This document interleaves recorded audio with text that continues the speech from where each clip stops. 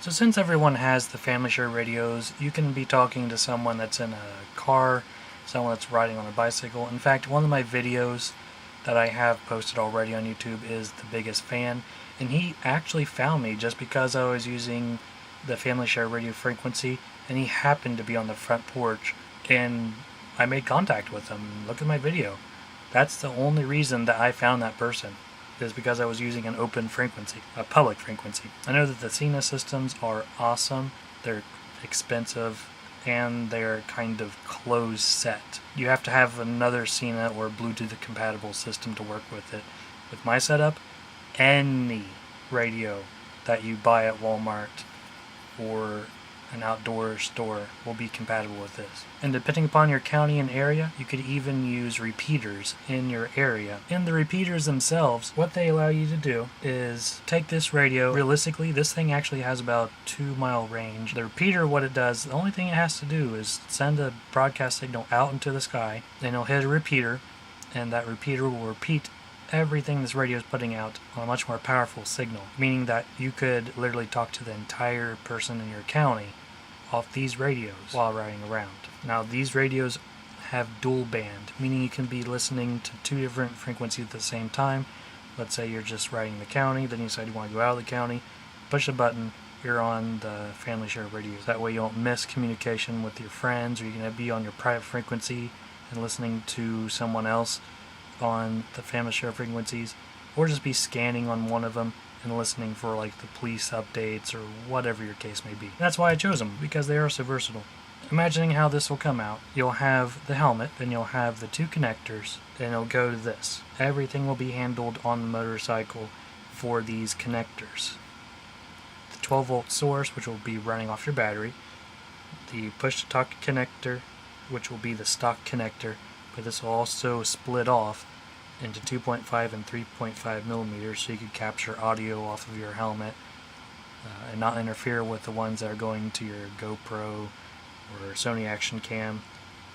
You would be able to tap into this off of what's in the helmet itself as well on your motorcycle. And this will also allow you to capture the audio coming off of other people's radios, so it could capture what you're hearing and what you say.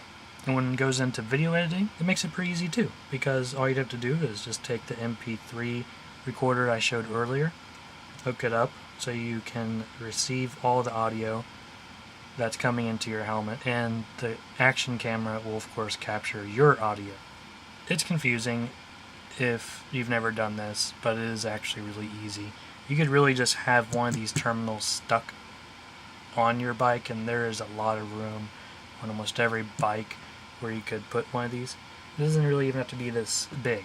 You could use a smaller version, which is this. These are even plastic, they can break down even further. Or you can just solder them together if you have the skills. There's a way that you could do all of this and not even have a soldering gun if you just use these kind of quick connectors or similar quick connector snaps. The hardest part of this entire project is getting this really itty bitty wire to work with the larger wire, just transitioning from the small to the big wire. I eventually used solder and hot glue, high temperature hot glue. I'm going to get the helmet on my desk. Okay, so what I had to do is I actually need to now figure out, since we've already mapped out the aviation connector and all its pins and all its uses, I wasn't able to find the original 4 I designated, like which one's speaker, which one's microphone. There's 4 wires that are missing, and I wanted to combine it all to just one aviation plug-in that's 8-pin. I'm going to get a voltmeter, and I'm just simply going to put the male and the female connector for the headphone, the original headphone jacks. So this one's the helmet connector that it originally was, and this one is what you would use to connect the 2 together on these pins. They have a nice little spinny thing there too. Then I'll have to kind of redo this connector cable that has a push-to-talk with all of it to work with my system. I should now be able to tell which one is speaker, and by process of elimination I can find out which one is not. I'm trying to look for voltage. I'm looking at 20 volt, because the current control is going through. I'm going to start with the red and green. I think I got one first hit. I'm going to try the other ones. Blue and green, not doing something. And the blue and red. What have we actually done since the last time that I kind of went crazy with this thing?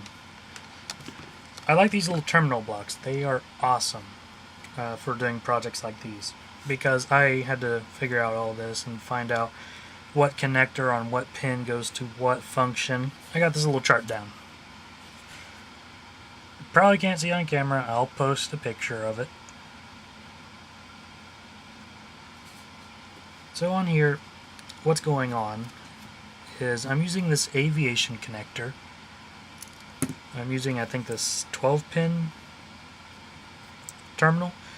Anyway, I got all the pins, all 8 pins, right here, and I have their purpose attached. You have this 8-pin connector, which is going to handle quite a few things. It's going to handle all of the audio for the speakers and the built-in microphone. The yellow, the orange, the brown, and the green. The red and the blue connectors are both going to be auxiliary lights for the helmet. Not just the regular LEDs. These are going to be additionals I'm going to add in the future. The red's, of course, going to be the brake light, and the blue is going to be an auxiliary or high beams. I'm thinking about putting high-powered frontal LEDs. When this clicks on, it clicks on those high-powered LEDs. And then, of course, the black and the white I'm using for 5-volt source. So that way I can record a long time without having to worry about anything with my battery life. I've done this before on my other helmet, just not using this kind of quick connector, which looks a lot nicer than how I did it. So that way you don't actually have to have the 5-volt inverter screwed onto the helmet.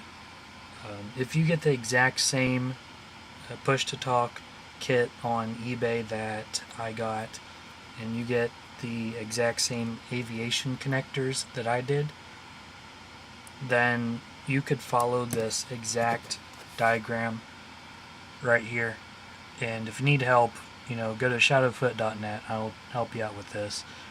With that being said, on the HP DV5 connectors, which these actually might be a little difficult to come by, you could use any barrel connector. I like this one because it has a 3rd pin in there. I have no idea what I would use it for, but it's there in case I want to use it for something else additional, like an extra function. Maybe I'll put a fan in my helmet, or something cool like that. I'm just going to tape them together and have them really close to each other. And in the chance that you might get ejected from your motorcycle like I was, they both disconnect and there's no harm. So I am going to use this cable later on. Don't discard it, because this will be the one that will hook into the rest of the push-to-talk system, which would be the additional PTT switch itself, which is really nice. I put it almost directly under my left handlebar, so my finger can, when holding the handlebar, I can just use my middle finger to kind of click it to talk to someone.